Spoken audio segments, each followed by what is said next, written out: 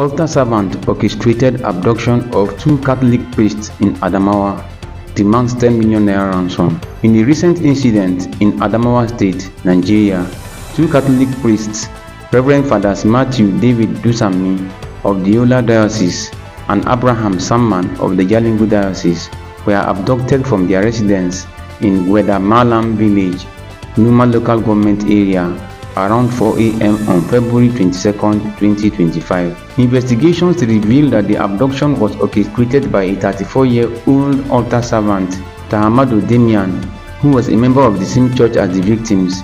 Damian allegedly masterminded the kidnapping and demanded a ransom of 10 million naira. The Adamawa State Police Command conducted a coordinated rescue operation at a criminal hideout in Gwedamalam Village, a remote area between Numa and Demta local government areas. During the operation, Damian was arrested and the two priests were rescued unharmed without any ransom paid. The police also recovered a locally fabricated assault rifle, 2 handsets, and multiple SIM cards from the suspect. The Commissioner of Police, Dankombo Morris, expressed gratitude for the support received from the government, state security agencies, and the public.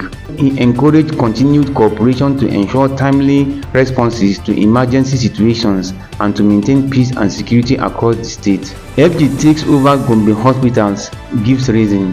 The federal government has officially taken over the General Hospital in Kumo, Gombe State, converting it into a Federal Medical Center (FMC). This development establishes Kumo FMC as the second federal medical institution in the state, following the Federal Teaching Hospital in Gombe, which was previously upgraded from a medical center. The decision to convert the hospital aims to enhance healthcare services in Gombe State and the broader northeastern region. The new FMC is expected to function as a tertiary health institution, contribute to the training of medical personnel, and bolster healthcare delivery in the area. Governor Muhammad Inuwa Yahaya formally requested the federal government to take over the facility.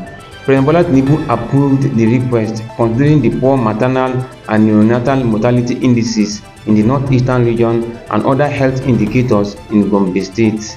The federal government also acknowledged the state government's commitment to improving its health sector, aligning with the renewed hope agenda that includes comprehensive reforms in healthcare. President Tinubu commended Governor Yahaya for prioritizing the welfare of the state citizens and emphasized that the takeover will improve Gombe State's healthcare delivery system. Kwara State launches mandatory residence registration for security and development. Kwara State Governor Abdulrahman Abdulrazak has mandated that all residents register with the Kwara State Residence Registration Agency to enhance security and economic planning. This initiative aims to create a comprehensive database of residents, assigning each person a unique state security identification (SSID) number and card. The registration process involves capturing biometric data to ensure accurate identification. Residents can register at 96 designated centers across the state, with plans to extend the number of centers as the process continues. The government is collaborating with various ministries and agencies to mobilize citizens for the exercise.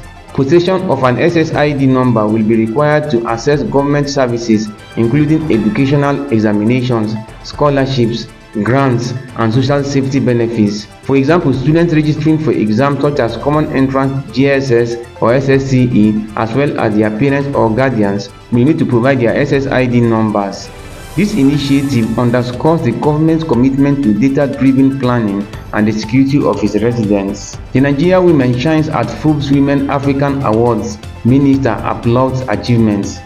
On March 5, 2025, the 10th edition of the Forbes Women African Awards took place at the Sunbird Arena in Pretoria, South Africa, celebrating the remarkable achievements of African women across various sectors. Among the distinguished honorees were several Nigerian women. Dr. Ngozi Okonjo-Iweala, Director General of the World Trade Organization, received the Lifetime Achievement Award.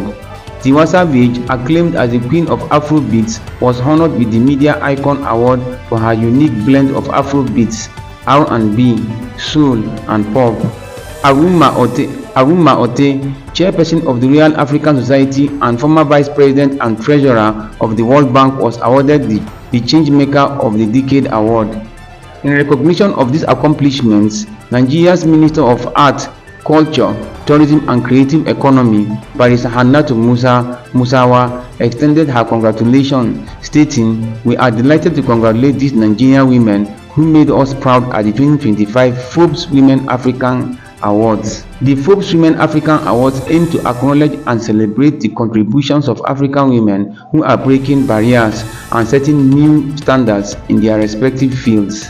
Igbo Youth Council demands 10 trillion naira compensation for 1966 coup, plans mass protests. In February 2025, the release of former Nigerian President Ibrahim Babangida's memoir, A Journey in Service, reignited discussions about January 1966 coup d'etat. In his book, Babangida asserts that the coup was not orchestrated by Igbo ethnic group, challenging long-standing narratives. In response, various Igbo organizations voiced their grievances.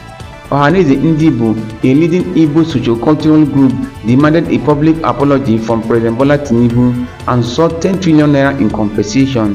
They argue that misrepresentations of the coup's origins have contributed to decades of marginalization and discrimination against the Igbo community.